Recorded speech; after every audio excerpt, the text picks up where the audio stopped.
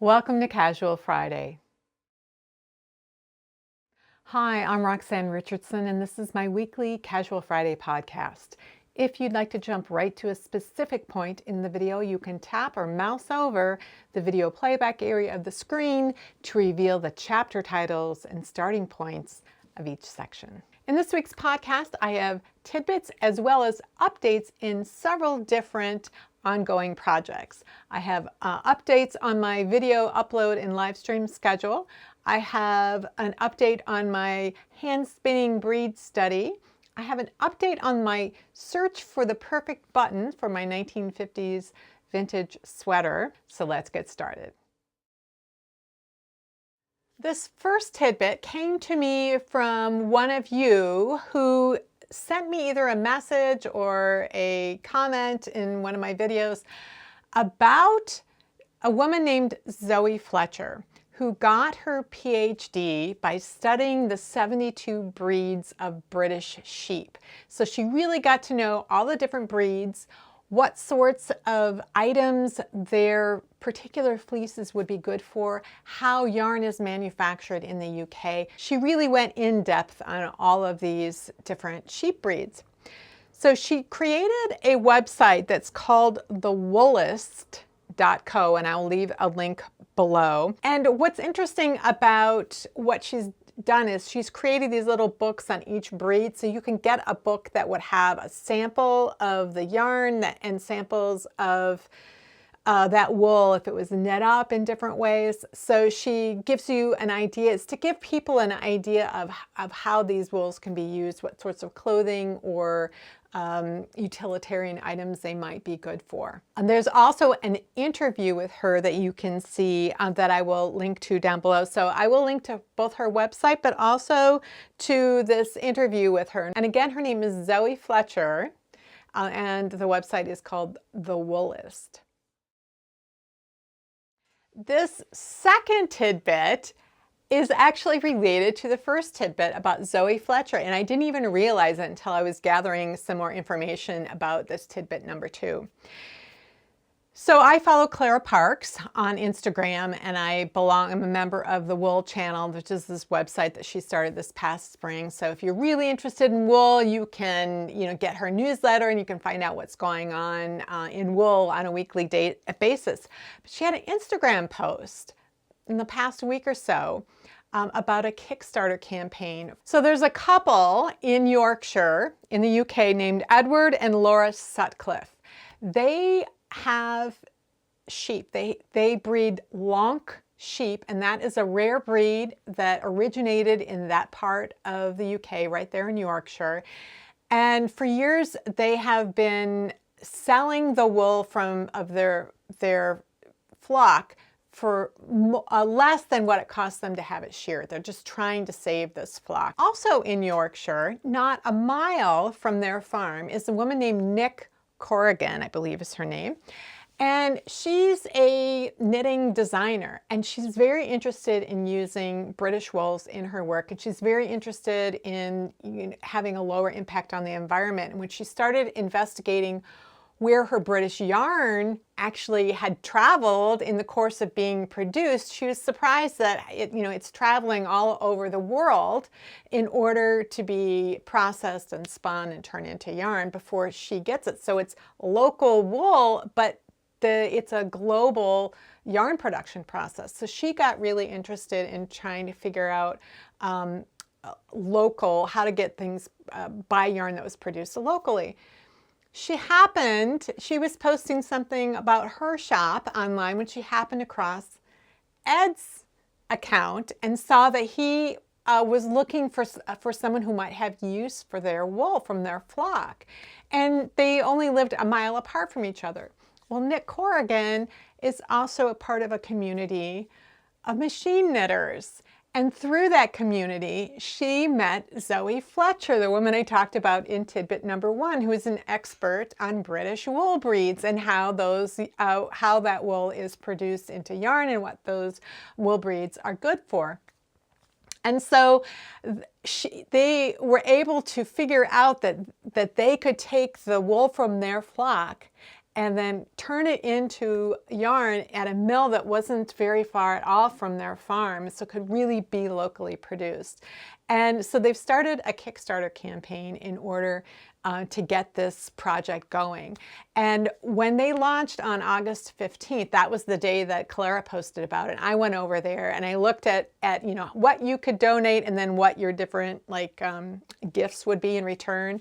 So they had things like tea towels and tote bags and things that talk about this sheep breed, but you can also buy some of the yarn that's going to be made from their fleece. Or in my case, I decided to support them at a level where I could get some of their combed top, and so that I can spin that yarn or that wool myself.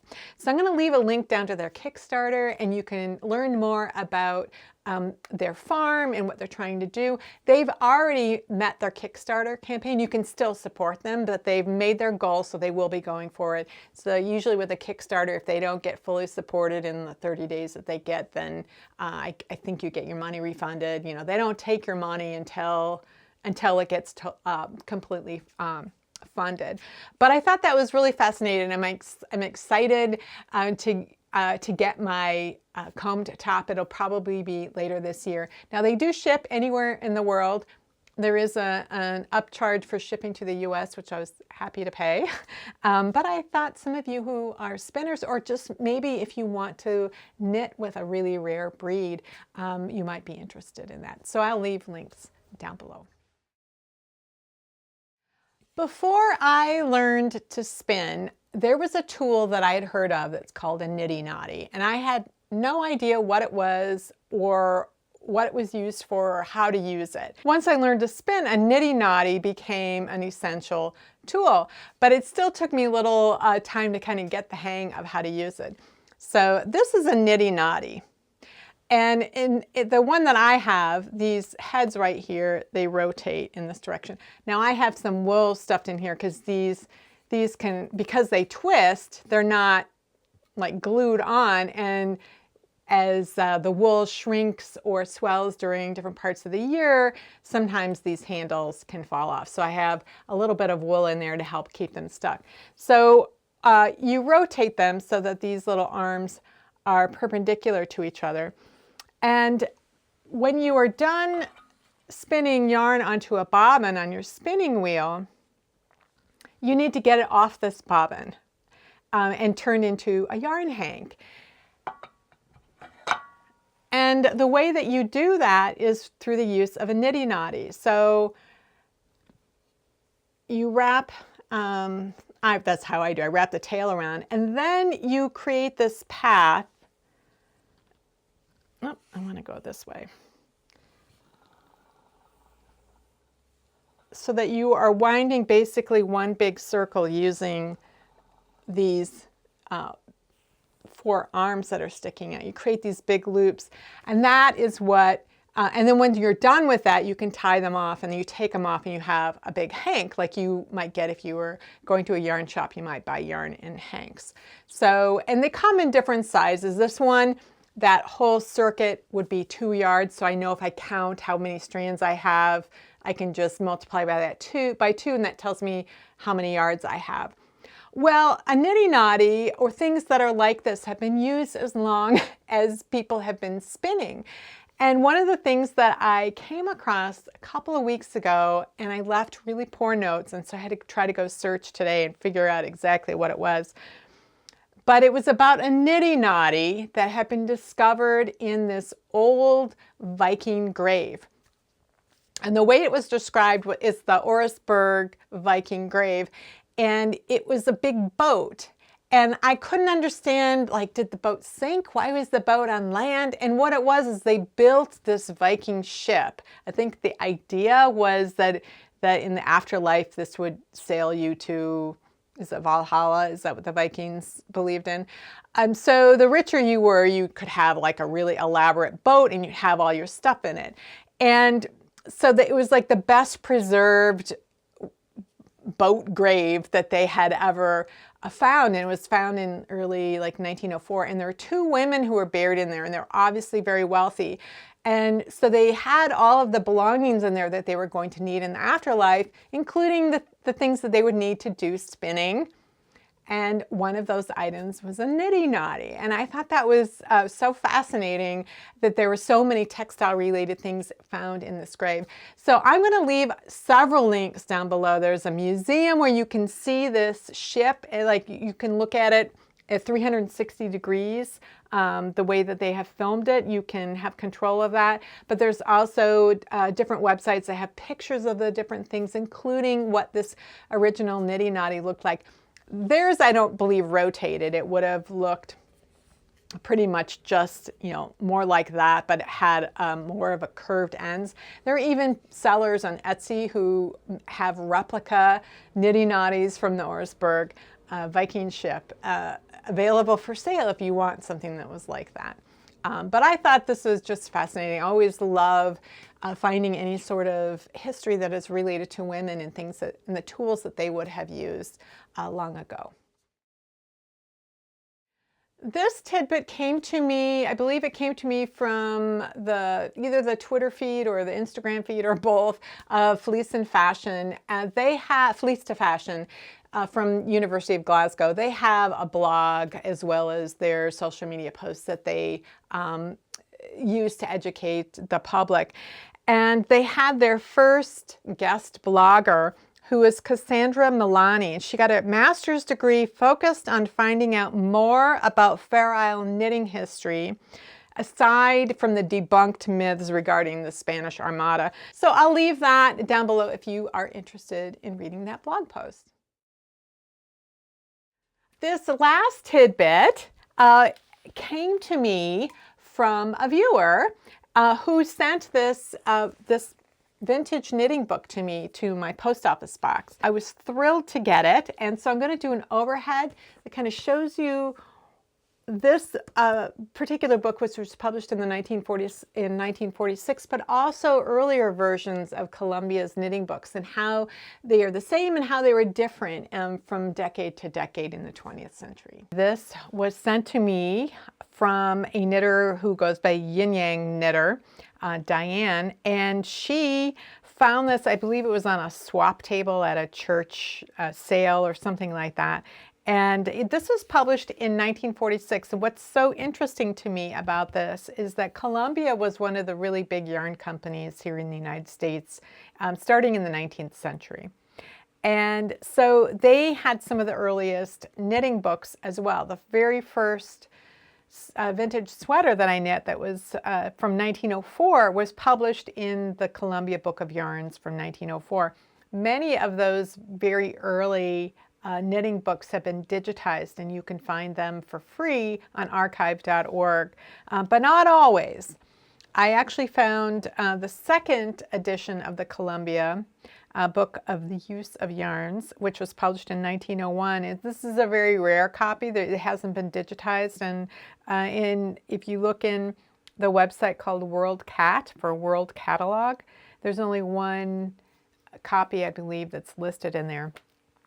So this has both knitting and crocheting, and like many books of the time at the time, they did have some explanation of how to cast on for stitches and how to do the different stitches, but they also always included crocheting. Crocheting was very popular, and often the two crafts were mixed in projects. So this contains all sorts of things: stockings, hats, children's items, and there are a few sweater patterns in here.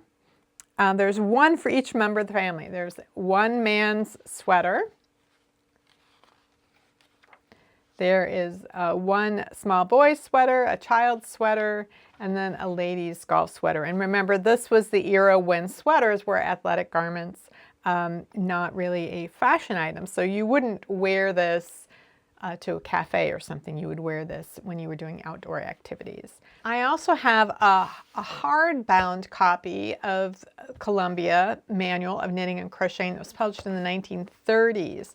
And this one doesn't really have much in the way of patterns, but they do have information about measuring, how to measure, and standards, some standard sizing information.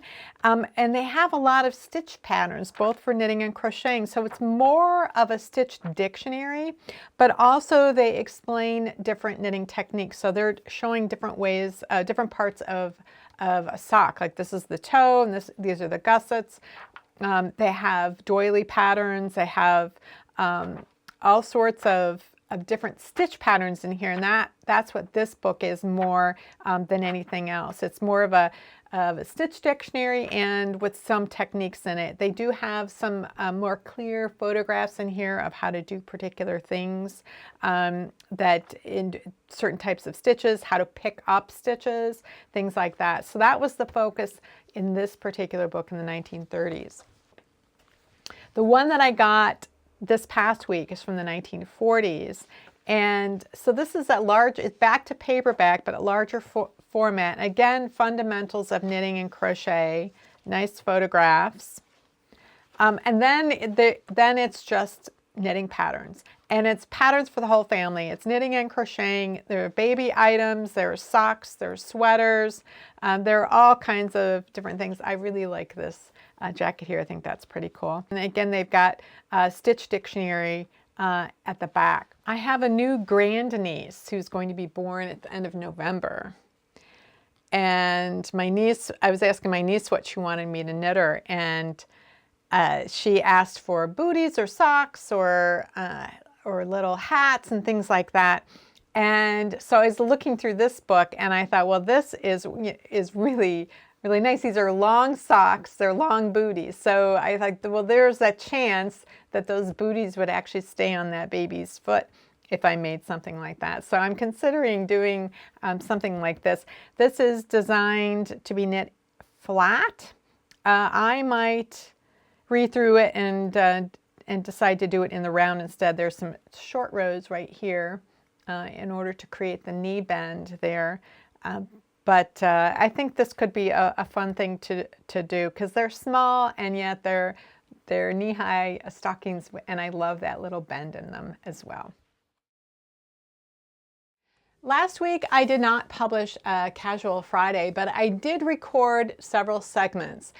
And which you will see, at least I think one of them this week, and the next week you'll see the other one that I recorded last week. I was recording Casual Friday earlier in the week because I was planning to travel down to Wisconsin on Friday to meet my mother and her husband, who were moving into a retirement community in Wisconsin. So my mother has dementia, and her husband, he's getting older too. He doesn't have dementia, but he's struggling a little bit, so I wanted to make sure they were getting settled and kind of figure out what was going on with them. But at the same time, my husband had been down in Arizona for a week already. His father had been in the hospital, and right before I was going down to Wisconsin, his father went into hospice. So I have learned in the past 18 months during the pandemic that there have been particular times that have been very sort of stressful for me, and I have found it useful to try to keep going and working on videos. So having something to do is helpful to me up to a point, until I realize that I'm not doing a good job or I just can't keep working on it. The stress level of the other things that is going on becomes too much, and so I just realize I don't have to do a video. I don't have to publish a video. And so that's what happened last week. It was a little bit too much going on with elderly parents, and I decided to take the week off. So I did go down and visit my mother. I drove down on Friday. But I did have to come back on Saturday because Saturday morning my father-in-law died. So what I wanted to let you know was that originally I had planned on doing a live stream Saturday, August 20th as a Q&A for sock questions, but I won't be doing that. We have funeral-related events going on. It's just not the right time to be doing that. So I will reschedule that at some point. I'm not going to make a firm date. I'm not going to make any promises right this minute about when that will be, but it will come up going forward. I just wanted to update you on that.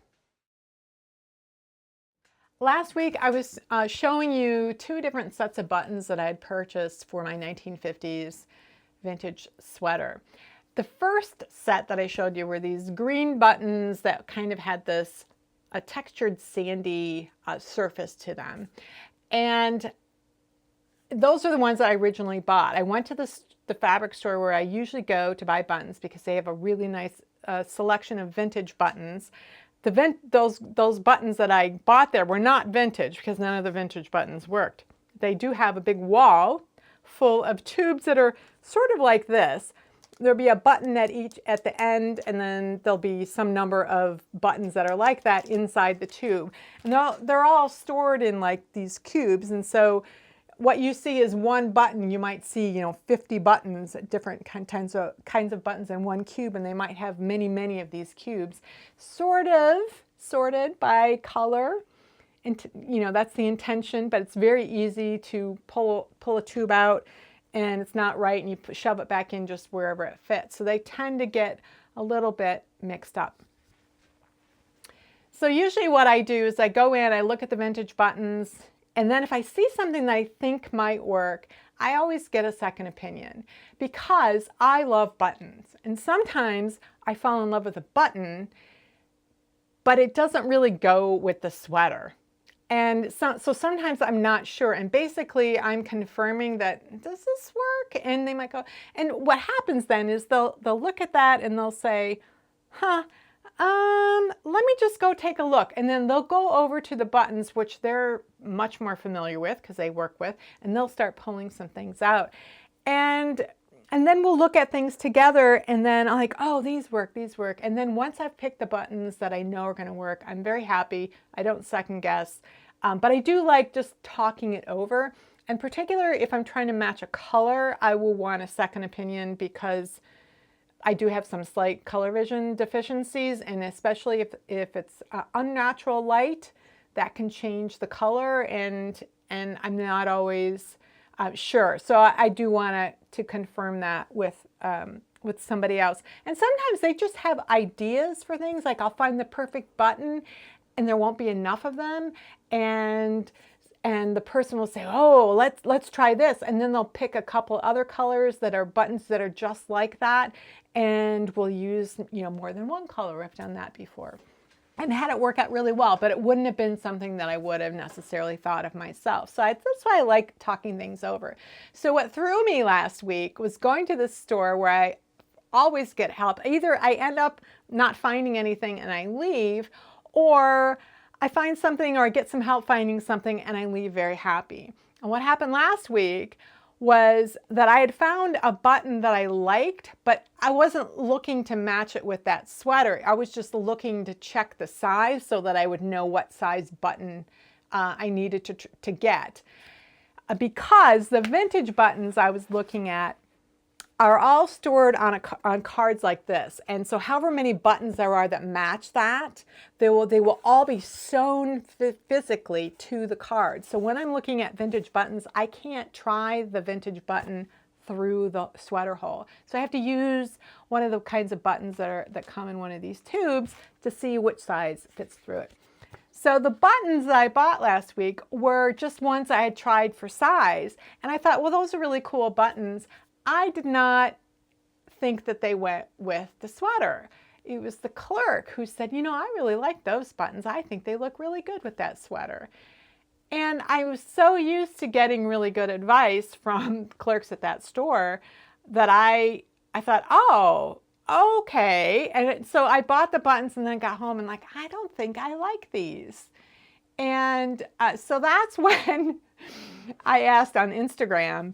And the thing is on the internet is that people will give you their opinions whether you ask them or not. But when you do ask them, it's like getting a fire hose of negative opinions from people. So it was very clear that 95% of the people hated those buttons. And so I went out to Joann Fabrics, where they have the buttons on cards in the racks, and they have everything organized by color, and it's very easy to kind of focus in on a particular area. So I went to Joann thinking to myself, looking at the original pattern photo and saying, oh, I see what they did. And I'm just going to go to Joann and I'll just get some white buttons in the right size. I didn't take the sweater with me. So I was looking at a black and white photo. So basically I was seeing a gray sweater and light gray buttons. I don't know what the original color is. I thinking about it now, I suspect it was some medium color, could have been a green, could have been a blue, and that the buttons were just a little bit lighter than that. So they were a lighter color, but they probably weren't white. So when I was at Joann, I just was going there to buy these white buttons, and I brought them home, and I didn't love it, but it was better than the green buttons. So I wasn't completely happy, and I really want to be happy with the buttons that I choose because I love buttons so much. I tend to knit cardigans instead of pullovers because I just love the buttons. And I treat a cardigan like a pullover. I rarely unbutton my cardigan. I'm not taking it on and off throughout the day. I'm pulling it on over my head just like a pullover, but I love the buttons. So Saturday, I decided I'm going to look and see where else I might be able to buy some buttons. Like if there are other like small fabric stores rather than some kind of big box store. Maybe I could find a small fabric store that would have some interesting buttons. And I found a shop that's only a couple miles from my house that sells fabric, yarn, notions, and even some vintage items. And I thought, this is going to be perfect. I'm going to go there. I had my fantasy. I'm going to find the perfect vintage buttons. It's going to be fantastic. So I took my sweater with me and I went there. As soon as they opened, I walked in. They had some buttons. They did have vintage buttons. The light was really difficult. And there was nothing that really spoke to me. And so I went back out to my car and I thought, well, where could I go? And I remembered that Stephen B., which is another yarn shop here in the Twin Cities, that I go to sometimes for very specific reasons. Like if I want something really different, and if I'm going to make an accessory I want to be really made with really interesting yarn, I would go there. I don't tend to go there to buy a sweater's worth of solid color worsted weight wool. It's not that they don't sell that, it's just not what they're known for. They had a room with just like almost floor to ceiling buttons that was probably 4 feet or 5 feet wide, and again in these kind of tubes. So and the light was not great, but they had a light source that we could shine on it. So I was getting help from one clerk. We found a button we thought might work, went outside in the natural light, and it didn't work. So then another clerk went upstairs with me, and we hunted and hunted, and she found she was standing on a chair, so she was pulling these buttons out, and they looked like they were going to be really great. But again, the light, there wasn't a really good amount of natural light in there. So again, we went downstairs and we went outside, and they were perfect. It was like the perfect color. It was a really interesting shape to the button, mostly round, but not completely round, which made it kind of very natural looking. They look like wood grain. I don't know what they're made from. I don't know. They look as if they're wood grain, but the color is like the perfect match for the sweater. But then I got home and I laid them on the counter, and I realized there was one more thing that made these buttons perfect. So this is the kind of thing that I'm looking for when I'm looking for buttons.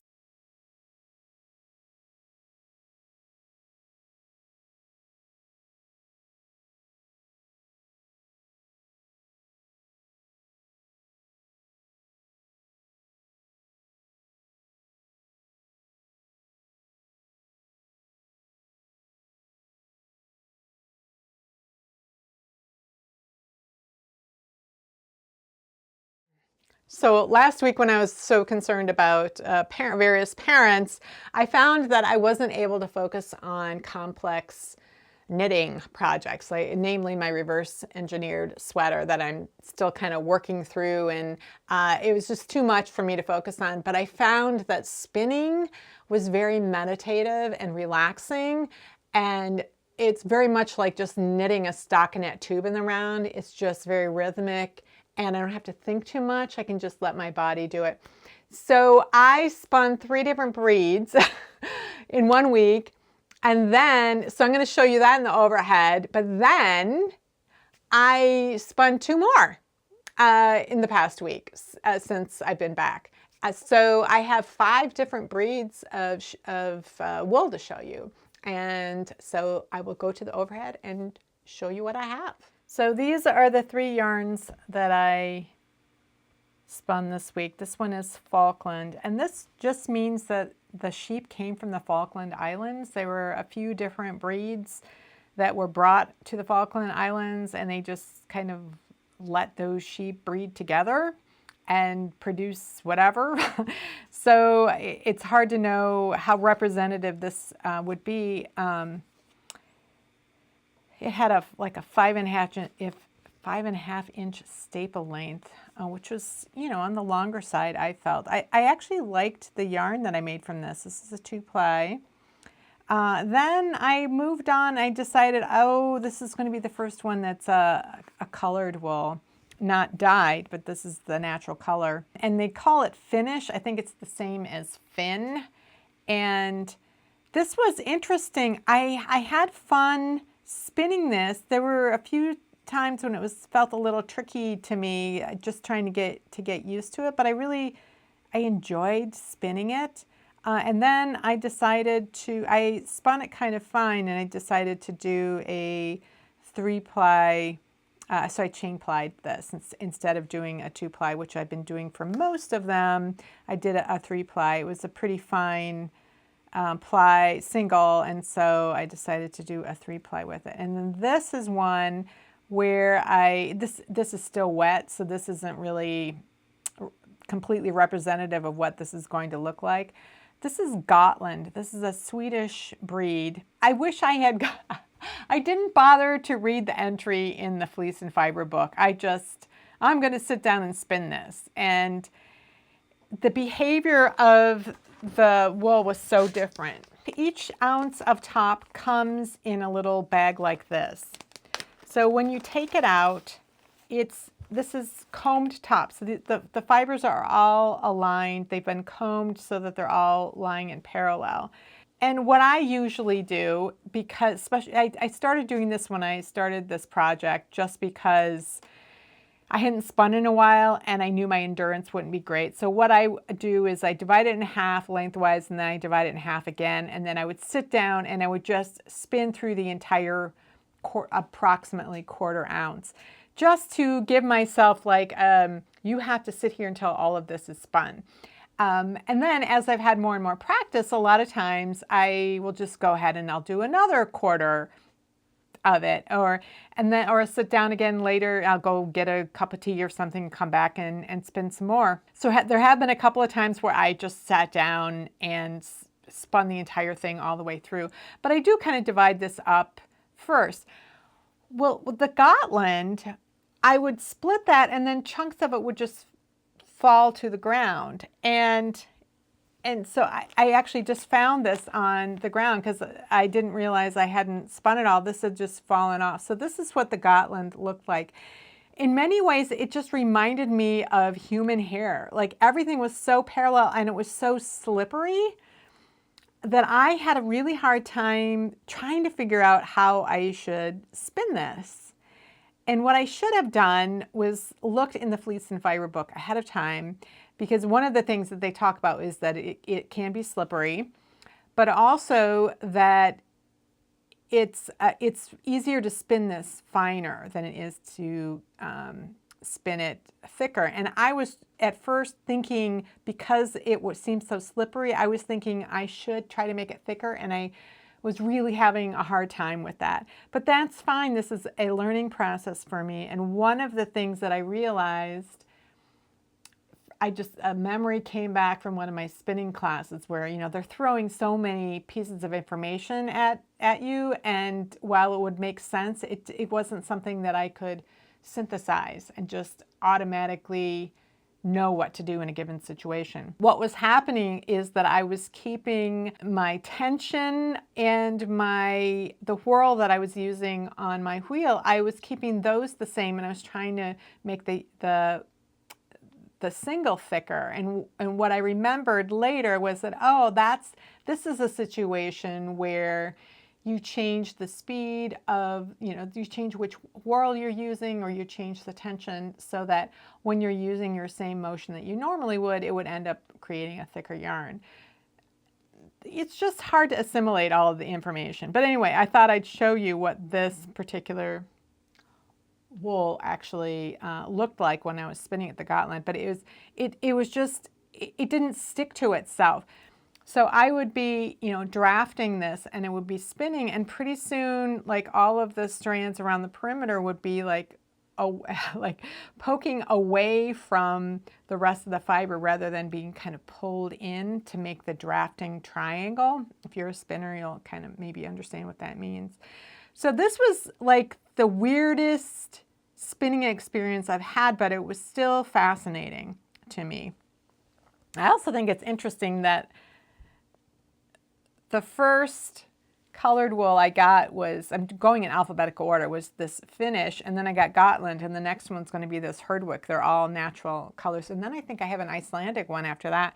So there's a whole bunch of natural grays and browns that I'm getting to spin. But for sure, I'm going to do more reading ahead of time for the Herdwick before I attempt to spin that. And then if I'm having a challenge, I can think about how I can adjust my wheel rather than trying to adjust my hands so much.